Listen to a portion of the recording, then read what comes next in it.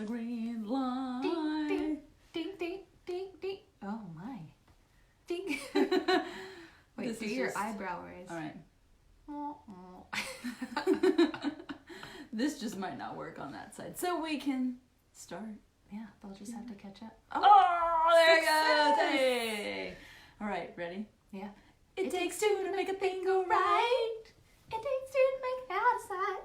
That's all I got. This is Rhett's go-to move right now. Really? Yeah, it's not like this though. It's more like. Oh. Sonny gets really excited about it. Yes. Gabby just kind of goes like this with her head. She dances with her head. Nothing else. She's right That's here. all right. It's a good go-to because then you can do that anywhere. Yeah. In class, you won't get in trouble. Driving, you won't drive off the road. Maybe. I mean, how much are you? What was that one show where they're like doing A this night and at they the Roxbury. break the glass? See? It's dangerous.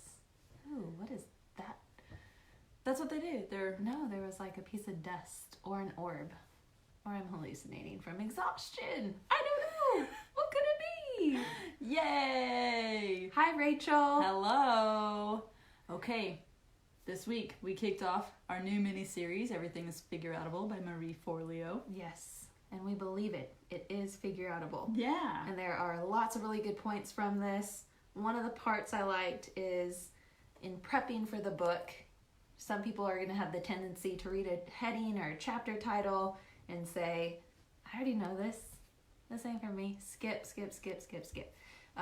Or this won't work for me, which I definitely feel like people say a lot, especially being in education. Sometimes there's this lack of wanting to try new things. Yeah. And so instead of saying, I already know this, you can say, what can I learn from it? Mm-hmm.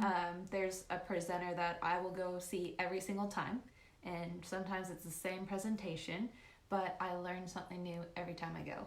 Who is it? What is it? Tell us more! It's our friend, Nancy Distillery. Yay! From episode number 39. of the Witty and Gritty podcast. Rain Man. Yes, she... Now I feel like I have to study and figure out which number and memorize it. Yes, she presents on the topic of dyslexia. So, if you feel like learning something new this few weeks, since you have nothing else to do, you should check out our episode, Right. and then be sure to go check out episode number 39. and learn more about dyslexia from Nancy Disterlich. Excellent. Ooh, stop quizzing me on the spot. Not prepared for this. You're Okay. always prepared. So what you're hinting at is growth mindset. So growth mindset is something a lot of educators use right now, but all it means is just you're not going to stay stuck. Mm-hmm. I'm not going to be like, oh, well, that's the way we've always done it, so I guess I'm going to just use my tablet and chisel the rest of my life to take notes instead of pull out my technology, because technology can be your friend. Mm-hmm. So, Yeah. So, sometimes I'll find myself in a pointless situation, and I ask myself, not, I already know this, but what can I learn from this? yeah. And sometimes the lesson is, don't get yourself in that situation again. Or, I mean, even if you knew everything I do. about a presentation, number Yeah. one, right, have a little more, humility. Presentation tools, Right, audience exactly. engagement, Mm-hmm. look at the room. Can you learn patience in that moment? Maybe I need some patience. So, again, there's always some sort of takeaway, not necessarily directly from whatever the content is, but it's what you're doing or learning on the outside. We talk about algebra at one point in either last week's episode or this upcoming, and we'll tell you why you need to tell your kid why algebra is important later on. Do I use algebra? Me? No. But we do tell you why. The skill set that we've learned from taking a math class, how can we use that later on in life? So, Yeah. Learning things that you might not actually use, it teaches you how to learn complicated things. Right. So, while you might not use geometry, Geometry! but you can figure out how to learn. School teaches you how to learn. Right. So, but the other point it talked about is, instead of saying this won't work for me, how can this work for me? So you don't have to buy into the whole idea, but what bits and pieces can you use, or what are you doing similarly Right. that you could improve upon? Even if it's apples and oranges, you can still find commonalities. So if you're trying to be a successful businesswoman, maybe you and I are in two totally different lanes of whatever we're trying to, whether it's selling something or whatever. What can I take that this successful person is doing, and how can I mimic that in my own business? Right. A lot of people talk about wanting a mentor. So like you were saying, Right. maybe you're creating this product that doesn't exist yet. So how are you supposed to have a mentor to show you the way? Well, find another successful person in the same field and mimic what they're doing. Yeah. Right. And it might be like running. Part of me wants to say, my goal is to run a marathon one day, but I don't really want to run a marathon. I just want to say I did. I don't even want that. Do you know I ran a marathon? No, I didn't. I was about to say, what? Yeah. So, anyways, start somewhere. I feel like is a hidden message in here is instead of saying the whole thing doesn't work for me, maybe I don't feel like I want to run a marathon, but I could start by walking outside and then chasing the dog when she gets loose. There you go. That's running. Apply it. Look at you. Be creative. Apply it.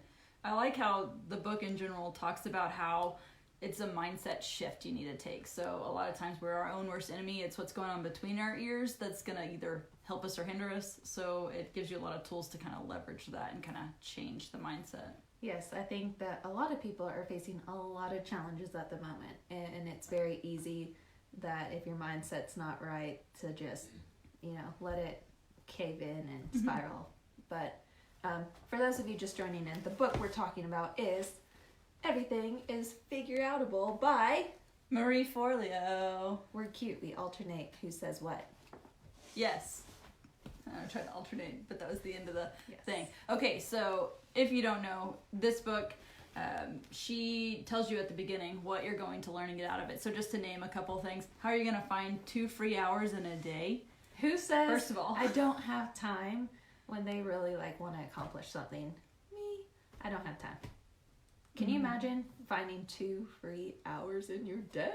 Yeah, and she talks about how to do that, and we'll talk about how we do that. So there's that information. Also, she gives you a tactic that increases your odds of achieving your goal by 42%. So I don't know about you, but if someone was like, hey, Brooke, if you want this sale to go right, you need to do fill in the blank, and that will increase your odds by 42%. Of course, I'm going to say yes. Just think if your odds were already 30%.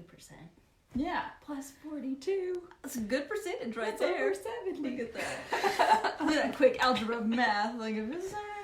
Yeah. You know what else I like? She talks about how to handle criticism. I don't know what you're talking about. What Enneagram number are you? I'm my own critic, okay? Yeah. I promise I bury myself way more than you need to tell me how wrong I was. So even just dealing with that, or something else that's, I don't know, you might have not heard of the term before, it's called imposter syndrome. So it's whenever you have this platform to teach whatever it is, and you feel suddenly oh, I feel very underqualified, when really, obviously that's not the case. If God put you there in that situation and has given you tools, then he's going to leverage that. I feel like another way to say imposter syndrome is a lack of confidence. So if you feel like you lack confidence, then and then we could name all of these, but we should leave some for them to tune in for. But the other one I wanted to touch on was fear. How many times do we not go after something because of some kind of fear? Or the what fear. ifs. Yes, and so if fear is what's holding you back, there are some very helpful tips in this book. Yeah. So next week we're going to chapter 3 it up, and we're going to go from there. So first episode was the intro, chapter 1, chapter 2, and then next Wednesday will be chapter 3. So bring a friend on the internets. I have to say internets with an S every time. With a Texan accent. Internets. When I get on them Googles. Now do the eyebrow thing. Out of control. Yes. Practice social distancing with Hi, Shannon. the Facebook lives and our podcast. You'll feel like you're right here with us. Right. If you get 6 books and stack them together, that equals the correct distance. The camera adds closeness here. We're really a meter apart. It adds some weight and makes objects look closer than they may appear. Change my angle. We look good. I'm wearing a hat for a reason, folks.